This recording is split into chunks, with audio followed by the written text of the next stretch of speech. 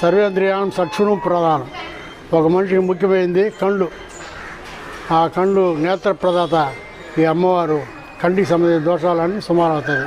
కంట్లో నీళ్లు పడినా, పువ్వు పడినా కరిగిపోతుంది, నీళ్ళు కారుతా ఉన్నా కరిగిపోతుంది. ఈ అమ్మవారి విశేషం చాలా ప్రతిష్టమైనది.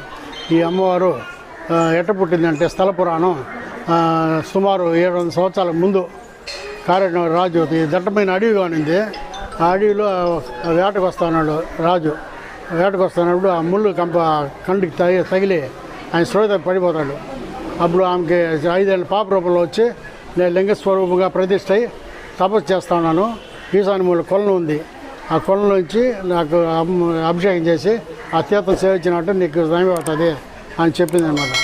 అప్పుడు ఆయన ఏది పాత్ర కూడా లేకుండా తామరాకులో నీళ్ళు తెచ్చి అమ్మవారికి అభిషేకం చేసి ఆ తీర్థం కంటికి పోసుకున్నాడు.